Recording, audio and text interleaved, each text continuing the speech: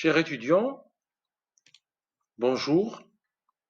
Nous allons voir aujourd'hui une vidéo en relation avec une partie donc du TP de microbiologie qui entre dans le cadre du module de microbiologie générale de la filière SVI, semestre S3. Cette partie du TP s'intitule l'isolement bactérien en utilisant un milieu sélectif et différencié. Les objectifs de cette partie de travail sont comment réaliser un isolement bactérien en utilisant un milieu sélectif et différentiel. C'est l'exemple du milieu de Chapman. Le milieu Chapman est un milieu sélectif et différentiel. Deuxième objectif, apprendre à faire la lecture de ce milieu, de ce genre de type de milieu sélectif et différentiel. Donc je récapitule pour fixer les idées. Les objectifs, c'est comment réaliser un isolement en utilisant un milieu sélectif et différentiel, cas du milieu Chapman, et comment savoir donc la lecture de ce type de milieu. L'isolement sur milieu sélectif et différentiel, l'aspect, donc le milieu Chapman, son aspect, il a une coloration rouge à pH 7, pH neutre. Le mode d'ensemencement qu'on va choisir, c'est un ensemencement massif en stries serrées, donc avec une anse, on va faire des stries serrées sur la gélose, milieu donc la gélose de Chapman. La sélectivité, l'agent sélectif, c'est la forte concentration en chlorure de sodium, 75 grammes par litre de NaCl. Donc c'est une grande concentration en NaCl. On va en parler dans quelques instants. Cet agent sélectif va permettre le développement, ou bien plutôt l'isolement des staphylococcus à partir d'un mélange. Pourquoi? Parce que les staphylococcus tolèrent la forte concentration en NaCl, alors que d'autres bactéries qui sont dans le mélange n'arrivent pas à tolérer cette grande concentration en NaCl. Les caractères recherchés dans ce milieu, c'est la fermentation du mannitol, c'est la dégradation du mannitol. Le mannitol, c'est un sucre, donc est-ce qu'il est dégradé ou non par la bactérie en question. Cette dégradation du mannitol va permettre le virage au jaune de l'indicateur de pH, le rouge de phénol. On va l'expliquer dans quelques instants. Le protocole expérimental est le suivant. On va diviser la boîte de Petri, donc où il y a le milieu gélose et Chapman, et également la génose nutritive utilisée comme témoin. On va diviser la boîte de Petri en 3. 1, 2 et 3, donc 3 secteurs. Et sur chaque secteur, on va faire une striation avec l'once de platine. Voilà. Donc le A, c'est à partir donc de la suspension bactérienne contenant la souche Staphylococcus aureus. Donc on va faire des stries. On va prendre un autre tube qui contient la suspension d'Escherichia coli, on va faire des stries dans le secteur B. Et le M, on aura un autre tube contenant le mélange des deux souches A et B, et on va faire une striation avec l'once de platine sur le secteur M. Pareil pour la gélose nutritive. Pourquoi la gélose nutritive? Donc c'est un milieu témoin. Ce milieu ne contient pas d'agent sélectif, donc il ne va pas inhiber donc, le développement des bactéries étudiées. On va également travailler de la même façon, seulement on va remplacer la souche B, ok, par la souche C, c'est Bacillus subtilis. Donc A, c'est toujours Staphylococcus aureus, C, la souche Bacillus subtilis, et le M, mélange de ces deux souches. Pareil pour la gélose nutritive. On va voir maintenant la composition des milieux des cultures étudiés, surtout le milieu de Chapman, et on va le comparer avec la gélose nutritive. Il y a tout d'abord la peptone. C'est quoi la peptone?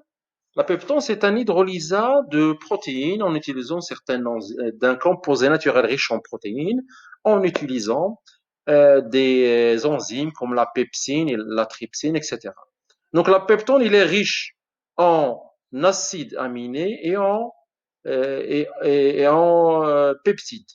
Ce qui veut dire quoi? Que, donc si vous vous rappelez des acides aminés, il y a une fonction acide, fonction COOH, et la fonction amine, NH2. Il y a le CH et le radical. Donc, c'est quoi? Il y a quoi dans la peptone? Il y a le carbone et l'azote. Donc, c'est une source de carbone et d'azote. La peptone existe également dans la gélose nutritive. Le mannitol, c'est un sucre. Et le sucre, vous savez, le sucre, c'est une source de carbone. Il y a le NaCl, avec la concentration de 75 grammes par litre. Dans la gélose nutritive, on a seulement 5 grammes par litre de NaCl. Dans la gélose nutritive, le NaCl, c'est sodium et chlore. Ce sont des sels minéraux, bien évidemment, mais ici, ils jouent un rôle d'osmorégulation. C'est la régulation de la pression osmotique. Si on divise 75 par 5, ça fait 15. Il y a 15 fois de NaCl dans le milieu Chapman que dans la gélose nutritive. Donc, c'est un milieu qui est très riche en sel, en NaCl, milha. Donc, c'est un agent sélectif. Il y a le rouge de phénol, un indicateur de pH. Donc, si on récapitule, l'agent sélectif, c'est NaCl à 75 grammes par litre. Les agents différentiels, c'est le mannitol, le sucre, et rouge de phénol, indicateur de pH. En général, donc, dans les milieux sélectifs et différentiels, les agents différentiels sont le sucre qui existe dans le milieu. Pour notre exemple, milieu Chapman, c'est le mannitol. Et c'est l'indicateur de pH. Pour notre exemple, c'est le rouge de phénol. Le rouge de phénol, il est jaune à pH acide. Hein, pH acide. Vous voyez ici la flèche du pH. OK? À pH neutre et basique, il est rouge. Donc, si la bactérie dégrade le mannitol, on dit c'est une bactérie mannitol plus. Quand le mannitol est dégradé, c'est un sucre, il y a production d'acide. C'est-à-dire, je vais prendre quelques exemples que vous connaissez très bien. C'est par exemple la glycolyse, le cycle de Krebs, suite à la dégradation de sucre. La glycolyse, si vous vous rappelez, il y a production de l'acide pyruvique. C'est un acide, l'acide pyruvique. Et dans le cycle de Krebs, il y a production d'acide citrique, etc. Il y a plusieurs acides qui sont produits. Ça veut dire quoi? Là où il y a développement de la bactérie de colonie, dégradation de mannitol, là où il y a la bactérie, elle va devenir acide. Donc le milieu, au début, il est rouge, donc les colonies seront jaunes. Donc virage du rouge de phénol en jaune, on aura des colonies qui sont jaunes parce que ces bactéries ont dégradé le mannitol, production d'acide, donc le rouge va devenir jaune suite à l'acidification du milieu. Très bien. Maintenant, on va faire la lecture des résultats et on va vous présenter donc la lecture pour une souche mannitol plus et mannitol moins, c'est-à-dire la bactérie Staphylococcus aureus, on voit ici des colonies qui sont jaunes. C'est normal, le milieu était rouge, puis acidification du milieu, mannitol plus, c'est un dégradé de sucre, acidification, colonie jaune. On dit c'est une bactérie mannitol plus, Staphylococcus aureus. Par contre, Bacillus subtilis, il est mannitol moins. Il n'arrive pas à dégrader le sucre. Donc, comment il fait pour se développer? Il arrive à se développer sur le milieu de Chapman. Comment il arrive à se développer? C'est une bactérie qui tolère la salinité, la grande concentration de salinité. C'est normal, parce qu'il arrive il s'est développé sur le milieu Chapman. Mais les mannitols moins ne dégradent pas le sucre. Comment il se développe? Il a besoin d'une source carbone. Eh bien, vous vous rappelez, dans le milieu Chapman, hein, c'est toujours le milieu Chapman, il y a la peptone. La peptone, c'est une source de carbone et d'azote. Donc là, il est le carbone. Donc, il va utiliser la peptone. En utilisant la peptone, Bacillus subtilis, il y aura donc une alcalinisation du milieu. Et à pH neutre et à pH alcalin, on a des colonies qui sont rouges. Si on revient au protocole expérimental que nous avons suivi, donc la lecture des résultats est la suivante. Si vous vous rappelez A, Staphylococcus aureus des colonies jaunes, donc la bactérie, cette souche arrive à pousser, hein, elle a dégradé le mannitol plus. B, Escherichia coli n'arrive pas à pousser. Pourquoi? Parce que c'est une bactérie qui est sensible à la grande concentration de NaCl.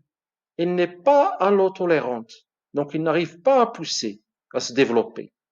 Donc, le NaCl à 75 grammes par litre, c'est un agent sélectif pour Escherichia coli. Il n'arrive pas à pousser, la bactérie n'arrive pas à pousser à cette concentration élevée en NaCl. Dans le M, milieu M, le secteur M, mélange des deux souches A et B, la souche qui pousse, bien évidemment, c'est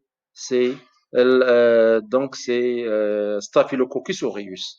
Dans le deuxième cas, si je reviens au témoin, bien sûr, toutes les bactéries arrivent à pousser, il n'y a pas d'agent sélectif.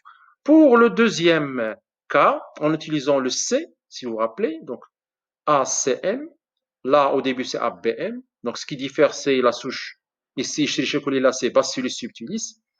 Eh bien, Bacillus subtilis arrive à pousser, on en a parlé donc il y a quelques instants.